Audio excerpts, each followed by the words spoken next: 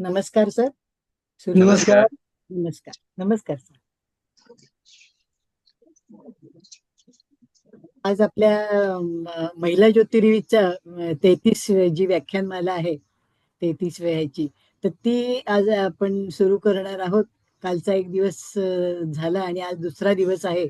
तर आज माननीय उंचेगावकर सर यांचे अधिक मासाची संपूर्ण इत्थंभूत माहिती फोटोसहित आणि अतिशय सुंदर तऱ्हेने ते देणार आहेत. मागच्या वर्षी त्यांनी हा उपक्रम सुरू ते दाखवलं होतं त्यांनी काय काय करून, आणि अनेक पुराणातले दाखले सुद्धा त्यांनी दिले होते अधिक मासाचे. तर आज या वर्षीही माननीय अरुण उंचेगावकर सर आपल्याला त्याविषयी माहिती देत आहे. धन्यवाद सर. आपण सुरू करावे ही नम्र नम्र विनंती. धन्यवाद मॅडम. येस.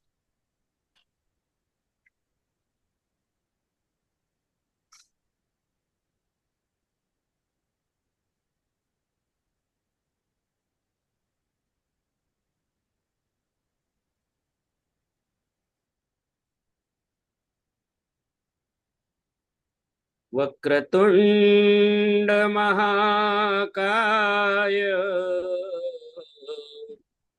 सूर्यकोटि समप्रभ निर्विघ्नं कुरु मे देव सर्वकार्येषु सर्वदा. या कुंदेन्दु तुषार हार धवला या शुभ्रवस्त्रान्वृता या वीणा दण्डमण्डितकरा या श्वेतपद्मासना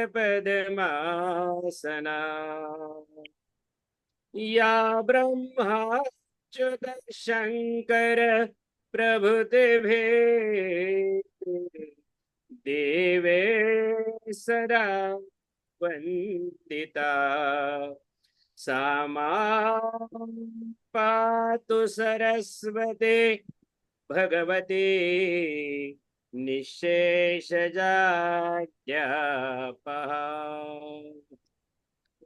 सर्वमंगलमांगल्ये शिवे सर्वार्थसाधिके शरण्ये त्र्यंबके गौरी नारायणी नमोस्तुते. सदाशिव समारंभां शंकराचार्य मध्यमाम् अस्मद् आचार्य पर्यन्तां वंदे गुरु परंपरा. पूर्वाम्नाय गोवर्धनपुरी पीठाधीश्वर अनंत श्री विभूषित श्रीमज्जगद्गुरु शंकराचार्य पूज्यपाद स्वामी निश्चलानंद सरस्वती जी महाराज की जय.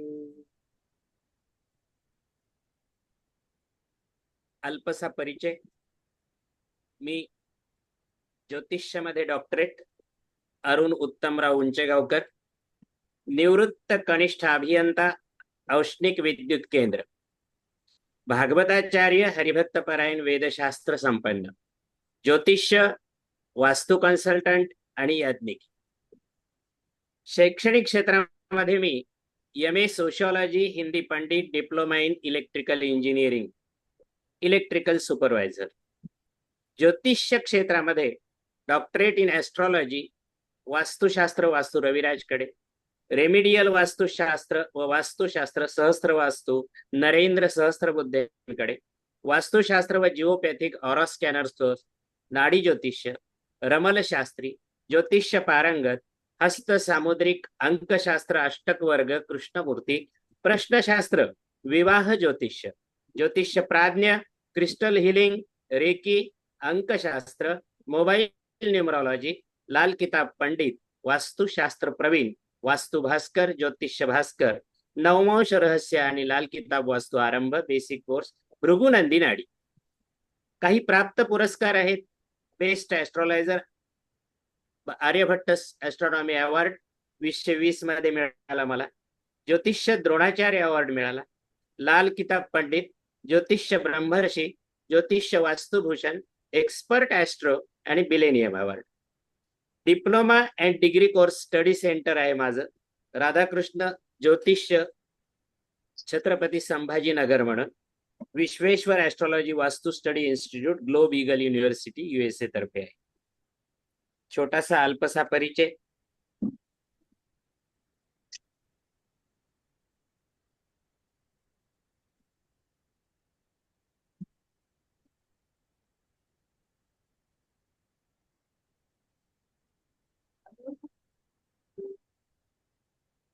आमच्या ग्रामीण भागामध्ये सगळे जावई आता खडबडून जागे होतात. अधिक मास आला म्हटलं कारण धोंड्याचा महिना. पण नेमकं अधिक मास काय आहे हो, याचं एवढं महत्व का बरं आहे, आणि हे देखील आपण सगळेजण आता समजावून घेऊ. आपले सणवार हे जे आहेत ऋतूवर, सूर्यावर, चंद्रावर अवलंबून आहेत. आणि या सगळ्यामध्ये कालगणना महत्वाची असते. कालगणना करत असताना एखादा जास्तीचा मास आला तर तो अधिक मास म्हणून ओळखला जातो, आणि कमी झालेला मास जर असेल तर तो क्षय मास म्हणून ओळखला जातो. अजून फोड करून देऊ का? सूर्य जो आहे तो एका राशीमध्ये असताना जर 2 चांद्र महिन्याचा प्रारंभ झाला तर पहिला येणारा जो महिना असतो तो अधिक मास असतो, आणि दुसरा येणारा जो महिना असतो तो निजमास असतो. ज्या चांद्र महिन्यामध्ये सूर्याचा राशी बदल होत नाही तो अधिक मास आहे, हे लक्षात ठेवायचं. मग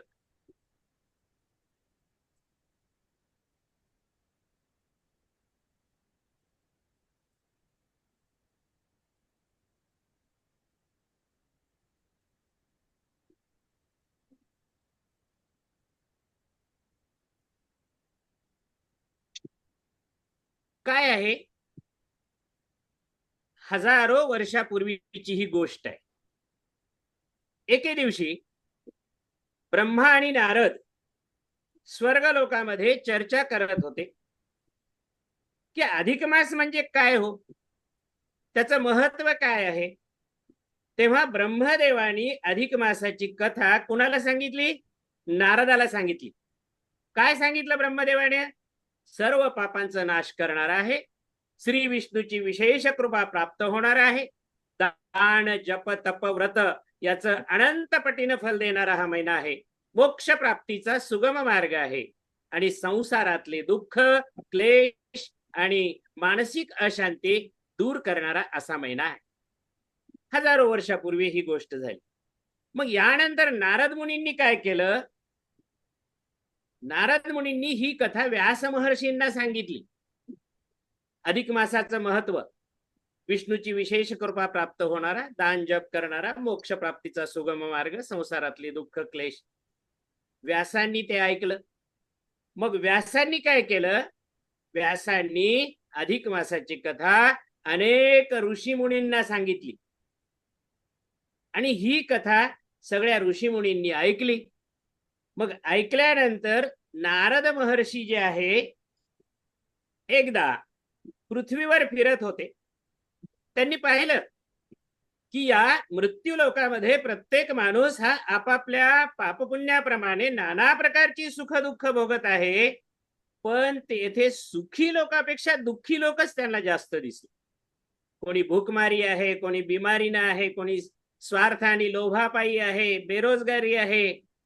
त्या सगळ्याचा विचार नारद मुनींनी केला, आणि मग नारद मुनी वैकुंठामध्ये विष्णू भगवंताकडे गेले, आणि विष्णूला नारद मुनी विचारतायत, देवा मी असं पृथ्वी तलावर पाहिलंय सर्वांची कष्ट कशा प्रकारे दूर होतील हो?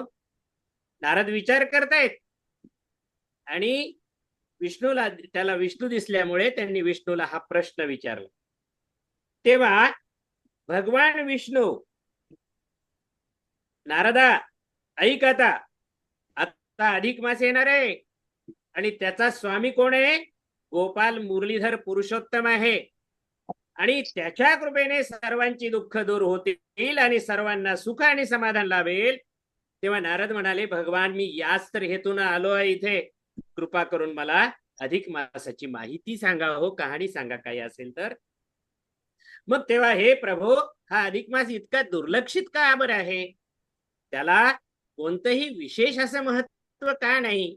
मग त्यावेळेला भगवान विष्णूंनी सगळ्या आपल्या 12 महिन्यांना बोलावलं. चैत्र, वैशाख, ज्येष्ठ, आषाढ, श्रावण, भाद्रपद, अश्विन, कार्तिक, मार्गशीर्ष, पौष, माघ, फाल्गुन. पण अधिक मासाला कोणी आपलंसं का मानत नाही? हा महिना देवकार्याचा, सामान्य शुभ कार्याचा, त्यामुळे आम्ही त्याला स्थान देत नाही.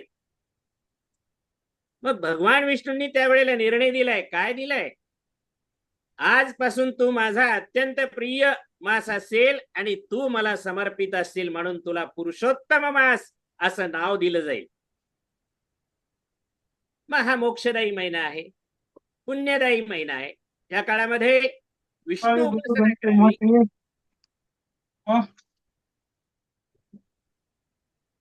दान, जप, कथा, श्रवण यांना विशेष महत्व आहे. पुरुषोत्तम मास म्हणजे भगवान विष्णू स्वतः या महिन्याच्या अधिष्ठाता आहेत आणि या महिन्यामध्ये केलेली साधना ही अनेक पटींनी फलदायी असते.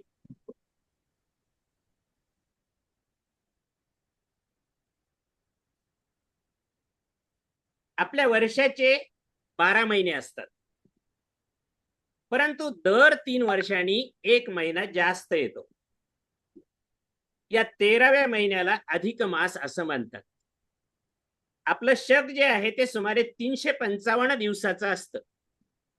चांद्रमासाचं वर्ष आणि इंग्रजी वर्ष हे 365 दिवसाचं असतं. भारतीय सौर वर्ष याचा मेळ घालण्यासाठी शास्त्रकारांनी दर 3 वर्षांनी म्हणजे 32 महिने 16 दिवसांनी हा एक 13वा अधिक मास ठरवलेला आहे. दर महिन्याला एका राशीमध्ये सूर्य संक्रमण करतो, पण या 13व्या महिन्यामध्ये मात्र सूर्य संक्रमण नसते आणि म्हणून या महिन्याला मलमास असं नाव आहे. परंतु काही वर्षांनी अशा विशिष्ट चमत्कार होतो. एखाद्या महिन्यात सूर्य 2 राशीचं संक्रमण करतो. अशा त्या विशिष्ट महिन्याला क्षयमास म्हणून ओळखलं जातं. मग ते वर्ष 12 वजा 1 किती झाले? 11. तसं ते होऊ नये म्हणून क्षयमास येणाऱ्या वर्षामध्ये अधिक महिने 2 येतात. म्हणजे 11 अधिक 2 बरोबर किती झाले? 13. 13 महिन्याचं ते वर्ष होते. या 2 अधिक महिन्यापैकी क्षयमासापूर्वीचा जो अधिक महिना आहे त्या मंगल कार्याला, पुण्यकर्म्यासाठी आपण तो वापरत नाहीत. पूर्वी इसवी सन 1822 मध्ये क्षयमास आला होता आणि त्याच्यानंतर बरोबर 141 वर्षांनी म्हणजे इसवी सन 1963 मध्ये कार्तिकाच्या महिन्यामध्ये क्षयमास आला आणि त्याच्यानंतर 19 वर्षांनी म्हणजे इसवी सन 1982 ते 83 मध्ये पौष महिन्याचा क्षयमास झाला. म्हणजे 1982-83च्या पंचांगामध्ये पौष महिनाच नव्हता. तुम्ही बघा, मार्गशीर्ष संपला की एकदम माघ महिनाच आलेला आहे. अशा 122 वर्षांनी म्हणजे 2104 साली एक क्षयमास येणार आहे. कधी येणार आहे? इसवी सन 2104 ला. आणि तो कार्तिक, मार्गशीर्ष किंवा पौष यापैकीच तो असणार आहे. त्यालाच क्षयमास असं म्हणतात. आता हे पृथ्वी चंद्राभोवती फिरते, आपण पाहिलो त्याला 355 दिवस लागतात आणि 365 दिवस याच्यामधलं जे गणित आहे ते 11 दिवस. बरोबर आहे. आपण पहिल्या वर्षी 11 दिवस दुसऱ्या वर्षी 11 दिवस आणि तिसऱ्या वर्षी 11 दिवस असं जर केलं तर सुमारे 2 वर्ष 8 महिने म्हणजे 32 महिने. हा जो 1 महिना आहे, हा जो जोडला 11 त्रिक 33, हा जो असा जोडला त्याला अधिक मास आपण म्हणायचे. दरवर्षी ही 11 दिवसाची तफावत येते, येते की नाही? हा, ही तफावत सुमारे 30 दिवस झाली की तो अधिक मास म्हणून जोडला जातो आणि त्यामुळे चांद्र आणि सौर वर्ष याचा समतोल आपण राखल्या जातो. आता हे क्षय मासाचं गणित आहे. चंद्र आणि सूर्य मूलभूत माहिती आहे. सूर्याची दररोजची सरासरी गती एवढी असते. सूर्याला एका राशीमध्ये 30 डिग्री जाण्याला लागणारा काल एवढा आहे, त्याला सौरमास म्हणायचं. आणि इकडे चांद्रमास म्हणजे शिनावडिक महिना त्याला आपण म्हणू, 29.5 दिवस साधारण. सौरमास आणि चांद्रमास याच्यातून जो फरक काढला आपण तो 0.90626 दिवस. म्हणजे दर महिन्याला चांद्रमास सौरमासापेक्षा साधारण इतक्या दिवसांनी लहान असतो. म्हणजे अमावस्या 1, अमावस्या 2, अमावस्या 3.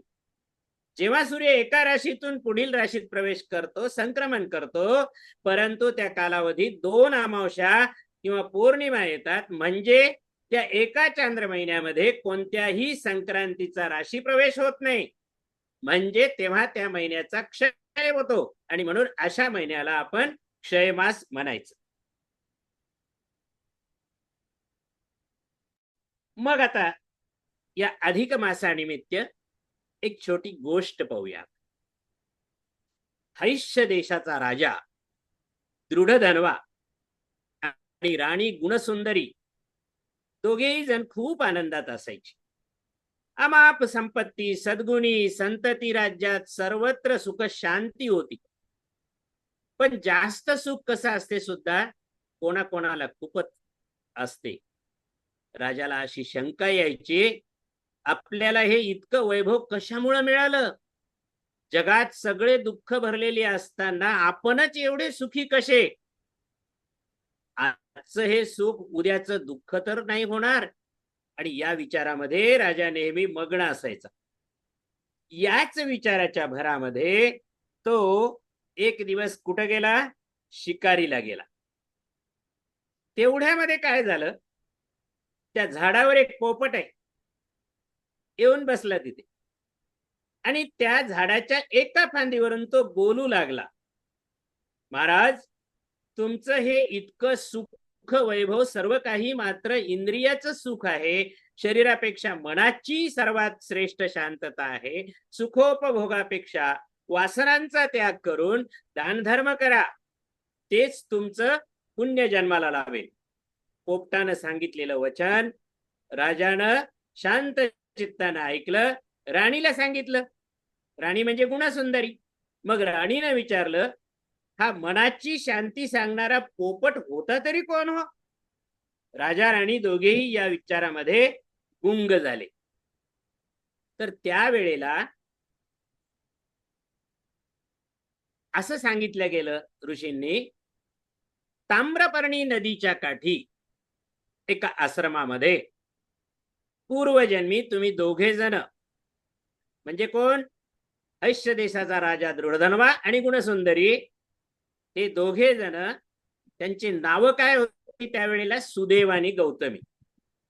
सुदेव आणि गौतमी या नावानं तेथे आनंदात राहत होते. पण तुमच्या पोटी त्यावेळेला पुत्र संतान झालं नाही आणि म्हणून तुम्ही काय केलं? विष्णूची आराधना केली. भगवान प्रसन्न झाले. भगवान म्हणाले, पुत्ररत्न सोडून दुसरं काही मागा. पण तुम्ही म्हणालात की आम्हाला पुत्ररत्नच हवंय. तेव्हा त्या ठिकाणी गरुडानं मध्यस्थी केली आणि तुम्हाला पुत्ररत्न दिलं. पण गौतमीला मग काय झालं? पुढे पुत्र झाला. त्याचं नाव तुम्ही शुकदेव ठेवलं. तो अतिशय सुंदर आणि हुशार सुद्धा होता. सद्गुणी शुकदेव 12 वर्षापर्यंत उत्तमपणे शिकला. पण एके दिवशी तो नदीत पोहत असताना असताना मरण पावला. काय झालं? तो मरण पावला. पुत्राचं प्रेत मांडीवर घेऊन सुदेव व गौतमी नदीकाठीच बसून राहिले. आणि ते स्नान, तो नेमधर्म, तो उपवास आणि तो महिना होता अधिक मास. अधिक मासामध्ये ते पुण्य सुदेव आणि गौतमीला अचानकच घडलं. तेव्हा भगवान मुरलीधर त्यांच्यावर प्रसन्न झाले आणि त्यांनी त्या पुत्राला म्हणजे शुकदेवाला जीवदान दिलं आणि गौतमी आणि सुदेव यांना राजा राणी होण्याचं वरदान दिलं. सुदेव राजा झाला आणि गौतमी राणी झाली.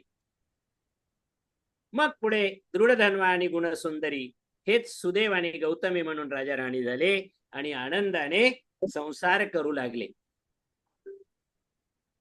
त्यांचा संसार चांगला चालला. आजचा योग मोठा आहे, विलक्षण आहे, कारण अधिक महिना आहे. या अधिक महिना म्हणजे पुरुषोत्तम महिन्यामध्ये आपण आपल्या शरीराला, वाणीला, मनाला, आपल्या आत्म्याला शुद्धता द्यावयाची आहे. आपल्या सर्वांना पवित्र व्हायचंय. उपवास करून शरीराला शुद्धता आणायची, जितेंद्रिय होऊन मनाला शुद्धता आणायची, प्रत्यक्ष भगवान श्री कृष्णाचं चिंतन करून आत्मा सुद्धा आपला पवित्र करून टाकायचा आहे. असा हा अत्यंत पुण्यदायी असा कालखंड आहे.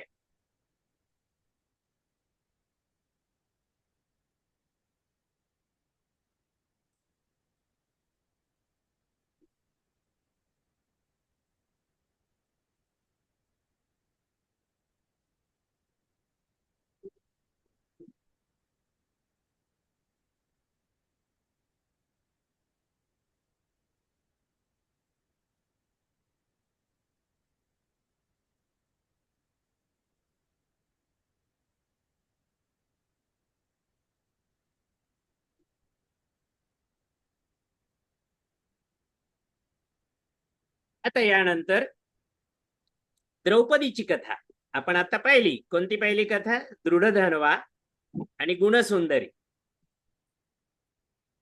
या द्रौपदीची कथा काय?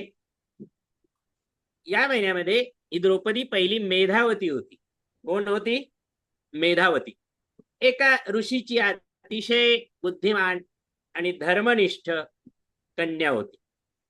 ती वेदशास्त्र, धर्मकथा आणि सगळ्या शास्त्रामध्ये पारंगत होती. तिला अभिमान नव्हता, पण तिला आपल्या ज्ञानाचा थोडा गर्व झाला. भगवंताला गर्व सहन होत नाही. मग काय झालं? एकदा कोणातरी एका ऋषी बरोबर वादामध्ये मेधावतीने काय केलं? आपल्या ज्ञानाचा गर्व झाला होता, त्या ऋषीचा अनादर केला. त्यामुळे ऋषींनी तिला शाप दिला, तू पुढच्या जन्मी स्त्री रूपानं जन्मशील आणि तुला आयुष्यामध्ये खूप दुःख सहन करावं लागेल. मग द्रौपदी म्हणून तिचा शापानुप्रमाणे मेधावतीचा जन्म द्रुपद राजाच्या घरी द्रौपदी म्हणून झाला. अतिशय सुंदर, गुणवान होती आणि धर्मपरायण सुद्धा होती. द्रौपदीनं स्वयंवरामध्ये अर्जुनाची वरमाला घातली अर्जुनाला, पण कुंतीच्या आज्ञेमुळे तिला 5ही पांडवांची पत्नी व्हावं लागलं. तिने सर्वांचा समान प्रेम, सेवा आणि कर्तव्य भावानं पालन केलं. पण हा शाप असल्यामुळे द्यूत सभेमध्ये अपमान, वनवास, अनेक दुःख, पुत्रवियोग आणि युद्धाचं भयान दृश्य हे सगळं तिला भोगावं लागलं. हा सर्व ऋषीच्या शापाचा परिणाम होता. पण नंतर काय झालं? अधिक मास आला. श्रीकृष्णाच्या सांगण्यावरून द्रौपदीनं अधिक मासाचं व्रत केलं आणि या व्रताच्या पुण्यानं तिचा शाप नष्ट झाला आणि तिला मोक्ष प्राप्ती झाली. या द्रौपदीच्या कथेतून आपण बोध असा घेऊया, ज्ञानाचा अभिमान नको माणसाला. धर्म, सेवा आणि व्रत याच्याद्वारे कोणताही शाप नष्ट होऊ शकतो. अधिक मास व्रत केल्यामुळे पाप आणि दुःखाचा नाश होतो आणि मोक्षाचा मार्ग प्राप्त होतो. म्हणून अधिक मासात व्रत हे व्रतामध्ये सगळ्यात श्रेष्ठ आहे. ते शाप, पाप आणि दुःखाचा नाश करून जीवन शुद्ध करते माणसाचं. यानंतर इंद्रलोकामध्ये एक अप्सरा होती, ती स्मित विलासिनी नावाची होती. तिचं नाव काय होतं? स्मित विलासिनी. ही जी अप्सरा आहे सुंदर होती दिसायला, पण अहंकारी होती. तिने काय केलं? दुर्वासाच्या गळ्यामध्ये हार घातला. दुर्वास रागात आले आणि त्यांनी शाप दिला की सर्प होऊन खिशामध्ये बंद पडशील. पण नंतर असाच अधिक महिना आला. कुमारी क्षेत्रामध्ये तपस्विनी अधिक मासाचं त्या खिशाचा उपयोग एका तपस्विनीने केला आणि अधिक मासात तिनं व्रत जप दान आणि पूजा केली. आणि मग अधिक मासाचं हे सगळं तिचं पुण्य भगवान श्रीकृष्णाला लक्षात आल्यामुळे कृष्णानं तिचा उद्धार केला. अजून एक कथा आहे आपल्याला अधिक मासामध्ये. कदर्य नावाच्या व्यक्तीची कथा आहे. हा कदर्य काय करत होता? बागेमध्ये जायचं आणि चोरून फळे खायची. चोरून फळे खाणं ही चांगली गोष्ट नाही, आणि म्हणून त्याच्यामुळे त्याला पुढचा जन्म वानराचा मिळाला. चोरून फळे खाल्ल्यामुळे पुढचा जन्म वानराचा मिळाला आणि तो मृगतीर्थ नावाच्या तळ्याकाठी झाडावर होता एका बसलेला. वानर असते एका झाडावरून दुसऱ्या फांदीवर उड्या मारत असताना अचानकपणे मृगतीर्थ नावाच्या तीर्थामध्ये तो पडला आणि तोच अचानक त्यावेळेला अधिक मास होता. त्यामुळे पर्यायानं स्नान घडलं आणि भगवंतानी त्याला स्वर्गलोक प्राप्त करून दिला. अनायासे स्नान घडलं. म्हणून या अधिक मासामध्ये स्नानाचं अतिशय महत्व दिलेलं आहे.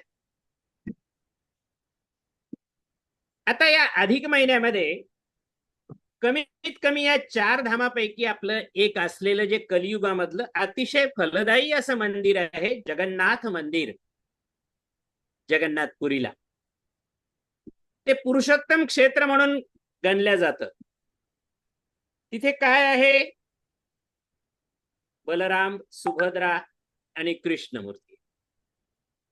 पण हा जो कृष्ण आहे हा कलियुगातला फलदायी आहे. का बरं आहे? प्रत्यक्षात 5000 वर्षापूर्वीचं भगवंताचं जे हृदय आहे ते या मूर्तीमध्ये आजही आहे. दर 12 वर्षाला एका लाकडाच्या मूर्ती असतात. ह्या त्या लाकडाच्या मूर्ती समुद्रातून ओंडके ओढत ओढत येतात, तर ते बनवतात. त्यावेळेला पूर्ण जगन्नाथपुरी ब्लॅकआउट मध्ये असते त्या दिवशी आणि एका व्यक्तीची निवड केल्या जाते. या मूर्तीतलं हृदय त्या नवीन मूर्तीमध्ये टाकल्या जातं. त्यावेळेला पूर्ण ब्लॅकआउट असतो. म्हणजे भगवंताचं हृदय आहे, म्हणजे प्रत्यक्ष भगवान आहेत या ठिकाणी कलियुगातले. म्हणून या ठिकाणी आवर्जून जावं. आणि या अधिक महिन्यात तर या क्षेत्राचं अतिशय महत्व आहे.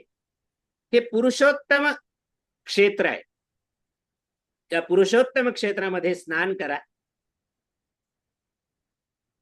मग या महिन्यात काय करावं? विष्णू भगवंताचं गायन करा, जप करा, नामोच्चार करा, काहीच नाही झालं तर हवन करा. अखेरला आपल्याला पुरुषोत्तमपुरीला नाही जाणं झालं तर महाराष्ट्रामधलं मी एक ठिकाण सांगतो. पुरुषोत्तमपुरी नावाचं आहे, एकमेव मंदिर आहे. बीड येथील माजलगाव तालुक्यापासून 22 किलोमीटर अंतरावर गोदामाईच्या काठावर असलेलं हे मंदिर आहे. विशेष मंदिर आहे पुरुषोत्तमाचं. या पुरुषोत्तमाचं दर्शन अधिक मासामध्ये आवर्जून घ्यावं.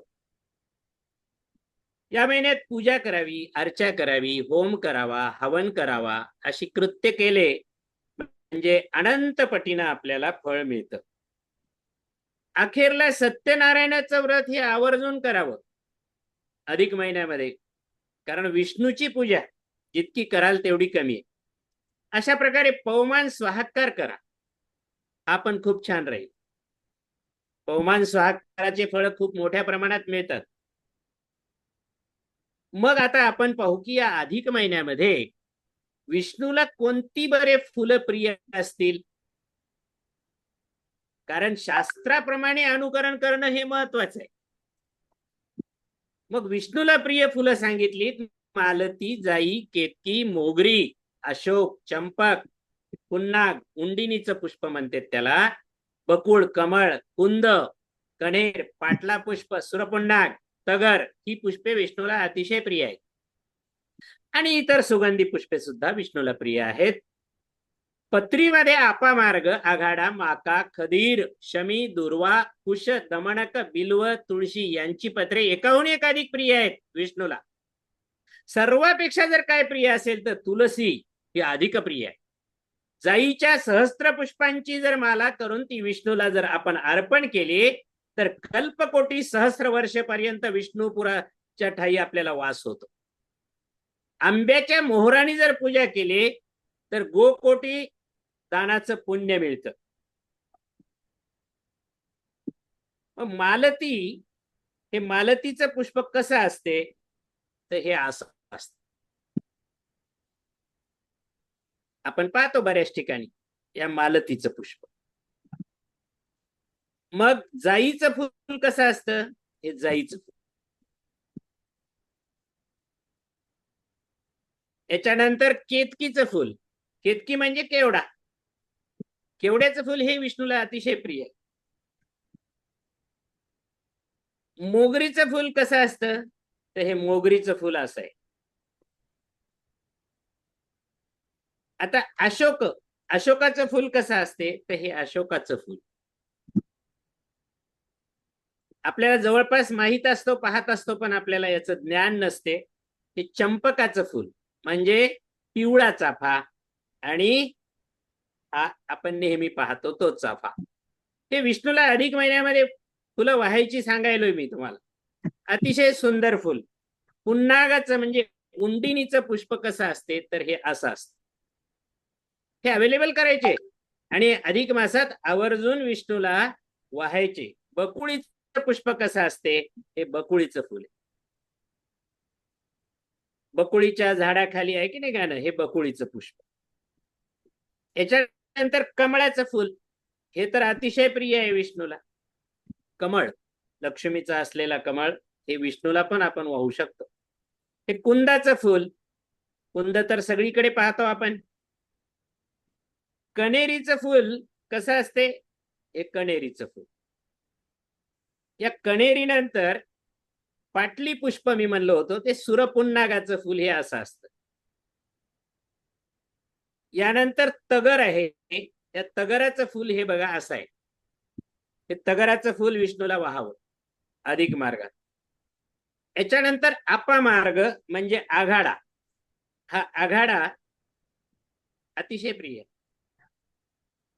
माका, श्राद्धामध्ये पण आपण माका वापरतो. माक्याचं फुल, माका पत्र हे विष्णूला अर्पण करावं. खदीर, हे खदीराचं असं असतं. यानंतर शमी, शमी पण अतिशय प्रिय आहे. दुर्वा, तुम्ही म्हणाल गणपतीलाच दुर्वा व्हायच्या, नाही तसं नाही, दुर्वा विष्णूला पण वाहू शकतो आपण. यानंतर कुश, काही विशेष पूजेमध्ये वाहू शकतो आपण. दमनकाचं फुल हे असं असतं. आणि बेलाचं पान आणि बेलाचं फळ हे असं असतं. आणि सर्वात प्रिय असणारी जी विष्णूला, ती म्हणजे तुळस. तुळस आवर्जून वाहावी या महिन्यामध्ये. आणि हा आंब्याचा मोहर दिसला, दिसतंय सर्वांना? ओके. या महिन्यामध्ये पुरुषोत्तमाचं स्तोत्र छोटस आहे, पण हे आवर्जून वाचलं पाहिजे, आवर्जून पाठ केला पाहिजे. आपण या ठिकाणी पाठ करूया.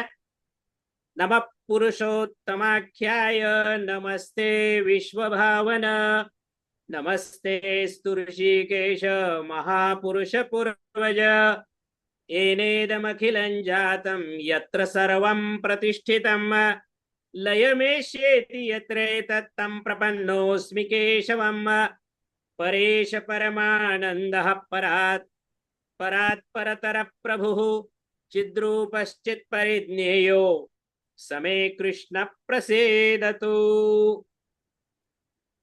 कृष्णकमलपत्राक्षं राम रघुकुलोद्भवं नृसिंहवामनं विष्णुं स्मरणयाति परां गतिं वासुदेवं वराह च कंसं केशिनिषुदनं पुराणपुरुषं यज्ञ पुरुषं प्रणतोऽस्म्यहम् अनादिनिधनं देवं शङ्खचक्रगदाधरं त्रिविक्रमं हलधरं प्रणतोऽस्मि सनातनम्।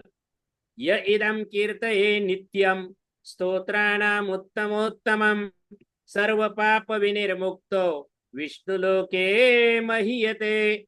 कुठून आलं हे? पद्मपुराणामधून। इथे श्री पद्मपुराणोक्त पुरुषोत्तम स्तोत्र संपूर्णम।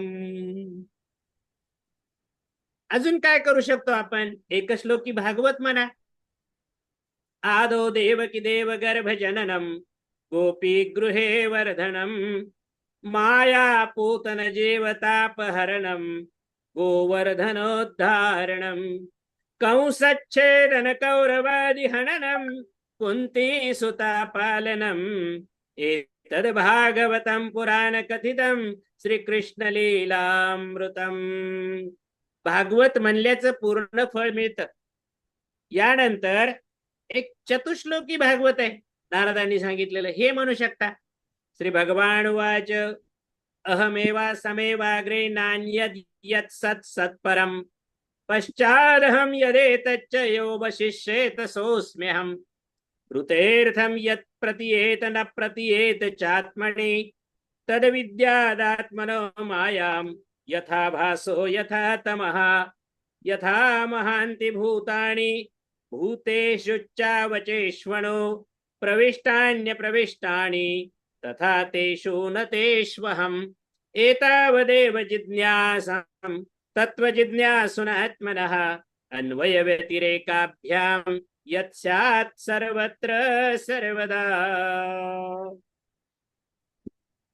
आता विष्णू सहस्त्रनाम तर आपण पाहिलं, विष्णू सहस्त्रनाम आवर्जून म्हणावं, पण वेळेअभावी आज धकाधकीच्या जीवनामध्ये अजून काही अध्यात्मातलं शॉर्टकट मी देतो।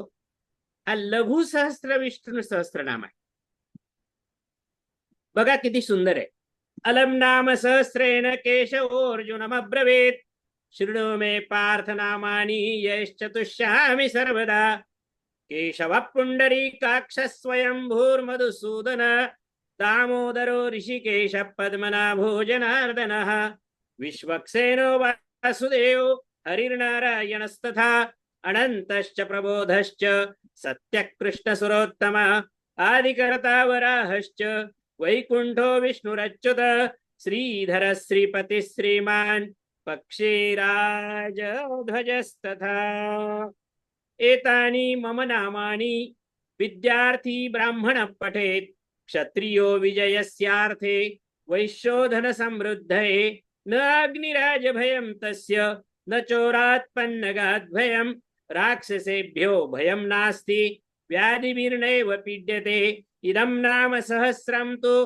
केशवेनोद्धृतं स्तवम् उद्धृत्तचार्जुने दत्तं युद्धे शत्रु विनाशनम।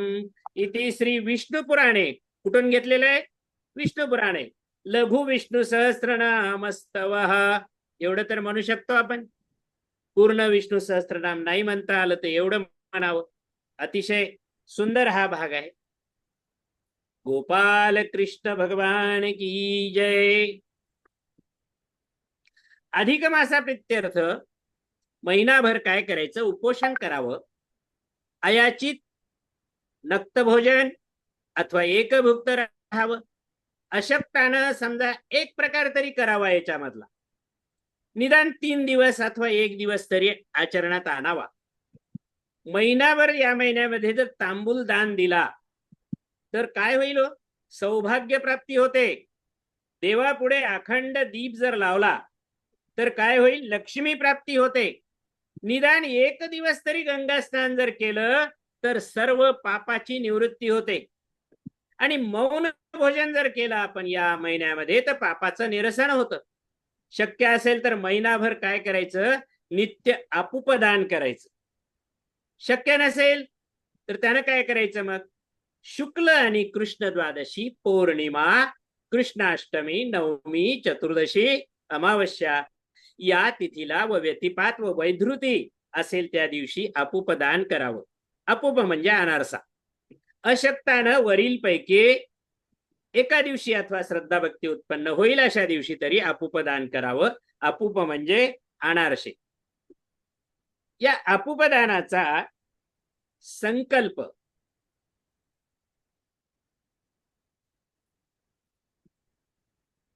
आपुपदानाचा संकल्प काय गुरुजी सांगतात तुम्हाला. फक्त आपण या ठिकाणी उच्चार करून सांगूया.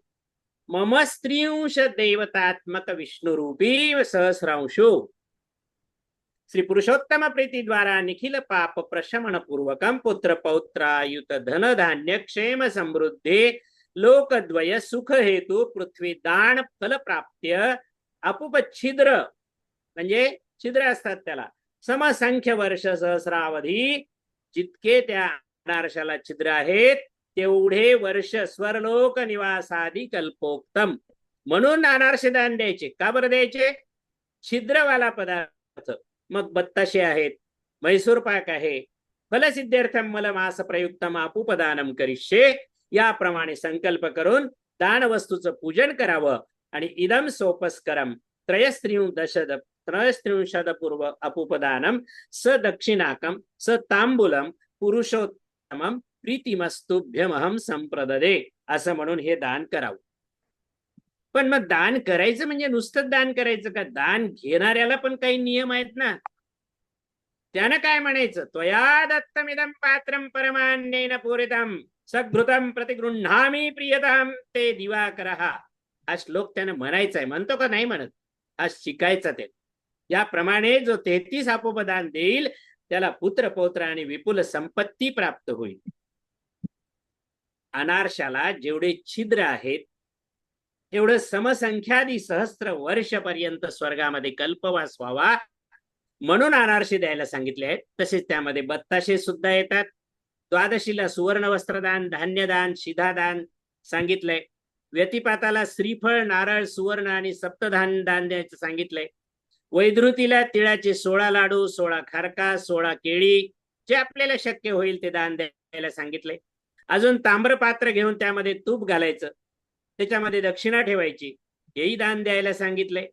अमावस्येच्या दिवशी शिधादान जे वाण देणं शक्य होईल ते वाण देण्याची पद्धत आपल्याला माहिती आहे. एखादं ताम्रपात्र घ्यायचं, त्याच्यामध्ये 33 वस्तू ठेवायच्या आणि त्यावर एक दिवा ठेवायचा आणि त्यावर एखाद्या पिसाने म्हणजे ब्लाउज पीस असते झाकून ठेवायचं आणि झाक ठेवूनच ते दान द्यायचं. उघडं दान द्यायचं नाही.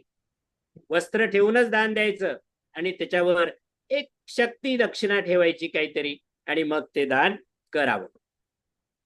या महिन्यामध्ये स्नान झाल्यावर एक छोटासा मंत्र आहे, लक्षात घ्या. हा मंत्र रोज म्हणा. एक दिवस गेला समजा सोडून द्या. आजपासून उद्यापासून सुरू करा. गोवर्धनधरं वंदे गोपालं गोपरूपिणं गोकुलोत्सवमीशानं गोविंदं गोपिकाप्रियं भक्तिर्भवति गोविंदे पुत्र पौत्र विवर्धिनी अकीर्तिक्षयमाप्नोति सत्कीर्तिर्वर्धते चिरम. या महिन्यामध्ये कोणती कर्म करावीत? मग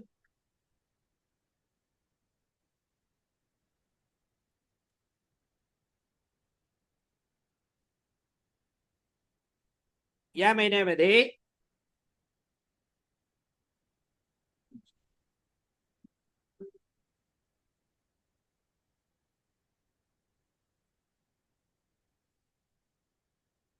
ज्वरशांती विधी करता येतो. अधिक महिन्यामध्ये पर्जन्य इष्टी करता येते. पितृपक्षामध्ये ग्रहण श्राद्ध करता येते. जातकर्म संस्कार करता येतो. नामकरण संस्कार करता येतो, अन्नप्राशन संस्कार करता येतो.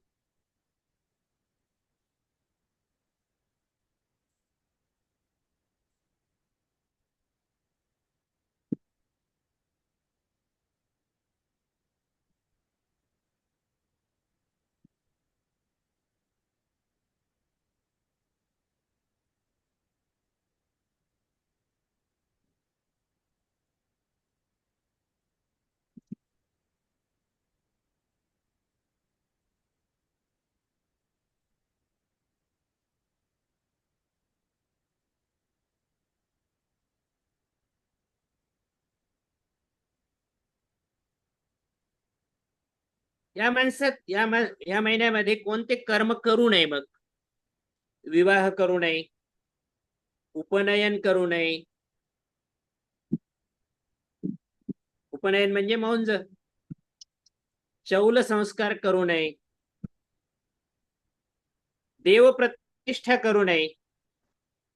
या महिन्यामध्ये गृह प्रवेश करू नये, म्हणजेच वास्तूच्या संदर्भात असलेलं.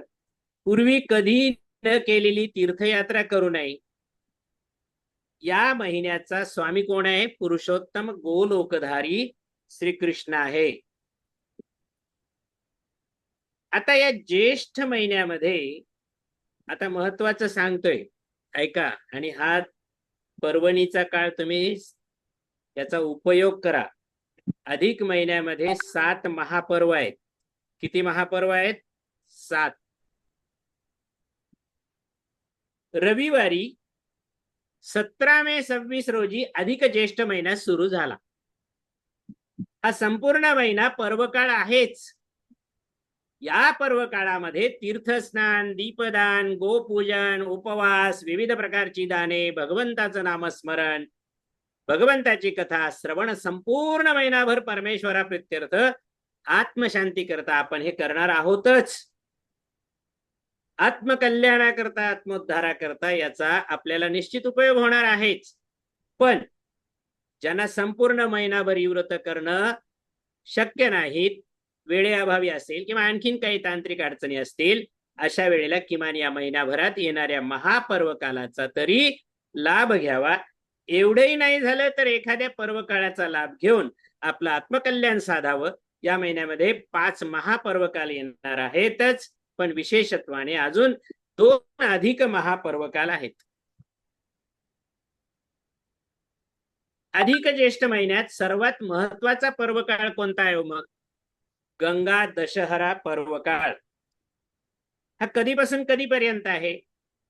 रविवारी 17 मे पासून 25 मे 26 पर्यंत हा काळ आहे. या गंगा दशहरामध्ये केलेलं पुण्यकर्म आपल्या 10 प्रकारच्या पापांचं नाश करतं. मग हा पर्व काळ दरवर्षीच येतो, पण विशेषत्वाने अधिक मासामध्ये हा पर्व काळ परत आल्यामुळं म्हणून या 10 दिवसामध्ये जे काही शक्य होईल ते दान करावं. 10 दिवस नाही जमलं, किमान 1 दिवस.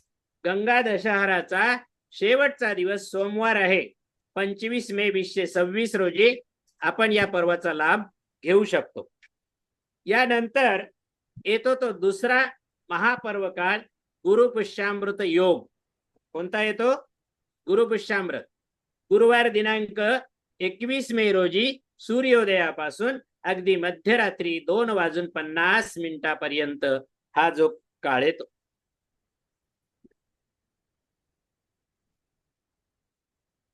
हा गुरुपुष्य योग अतिशय महत्वाचा. या दिवशी जितकं दान कराल तेवढं महत्वाचं आहे. यानंतर येतात अधिक महिन्यामधले महत्वाची पंचपर्व. पहिला आहे व्यतिपात, 27/5/26 रोजी. आणि बुधवारी अगदी सूर्योदयापासून मध्यरात्रीपर्यंतचा हा जो काळ आहे तो पर्व काळ म्हणून समजला जातो. दुसरा आहे द्वादशी, 28/5/26 रोजी. गुरुवारी सकाळी 7:57 पासून शुक्रवारी सकाळी 9:51 पर्यंतचा हा काळ आहे. तिसरा आहे पौर्णिमा, 31/5/26 रविवार पौर्णिमा हा पर्व काळ समजला जातो. नंतर वैधृती कधी आहे? 7/6/26 ला. हा योग जो आहे शनिवार दिनांक 6 मे 26 रोजी सकाळी 10:05 सुरू होतो. रविवारी दिनांक 7 मे 26 रोजी सकाळी 10:02 पर्यंत आहे. अर्थात सूर्योदयाला सुरू होणारा योग हा 7 जून रोजी 2026 ला आहे. पण ज्यांना रविवारी शक्य नाही ते लोक शनिवारी सकाळी 10:05 नंतर या योगावरती आपल्याला जे काही पुण्य करायचं आहे ते करू शकतील. यानंतर अधिक वद्य द्वादशी ही कधी आहे? 12 जून 26 ला. शुक्रवार दिनांक 12 जून 26 चा हा पर्वकाळ. ज्यांना शुद्ध द्वादशीचा पर्वकाळ साधता आला नाही त्यांनी या वद्य द्वादशीच्या पर्वकाळावरती सुद्धा आपलं पुण्यकर्म करता येतं. आणि यानंतरचा काळ जो आहे तो अमावस्या. हा कधी आहे? 14/6/26 ते 15/6/26. हा पर्वकाळ रविवारी दिनांक 14 जून 26 रोजी या दिवशी दर्श अमावस्या आहे.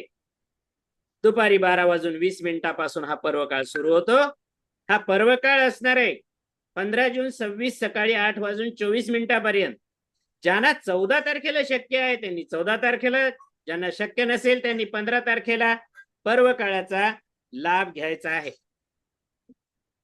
आधी सांगितल्याप्रमाणे या पर्वकाळावरती विशेषत्वाने काय करायचंय? तीर्थस्नान, गोदान, गोपूजन, गोग्रासदान, मौनव्रत, दीपदान, दीपप्रज्वलन, उपवास, विविध प्रकारची दाने, विविध प्रकारची पुण्यकर्म, क्षेत्र दर्शन असेल, नामस्मरण असेल. आणि हे सगळं करत असताना सगळ्यात महत्वाचं काय तर श्रद्धा, विश्वास आणि आपली परिस्थिती. आपल्याला आपली परिस्थिती माहित आहे. त्या परिस्थितीनुसार सहज जे शक्य आहे ते करण्याचा प्रयत्न करायचा आहे. आणि काहीच शक्य नाही झालं तर भगवंताचं नामस्मरण मात्र करायचंच आहे. याचं कारण असं आहे, कलियुगी उद्धार हरीच्या नामे. इतर गोष्टी आपल्या परिस्थितीनुसार प्रत्येकाला पुण्यकर्म करण्याची इच्छा होईलच असंही नाही, पण शास्त्राधार घेऊन पुण्य करण्याचा प्रयत्न करायचा.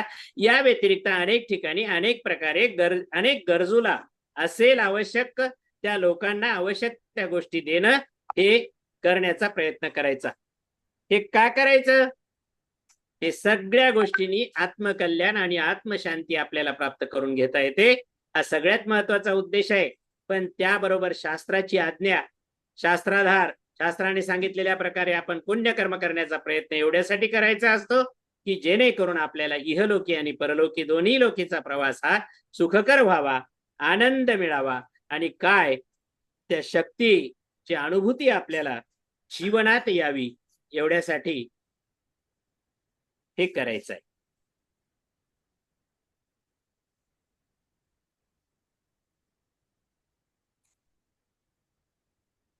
मॅडम वेळ संपलाय का माझा? आवाज येत नाही.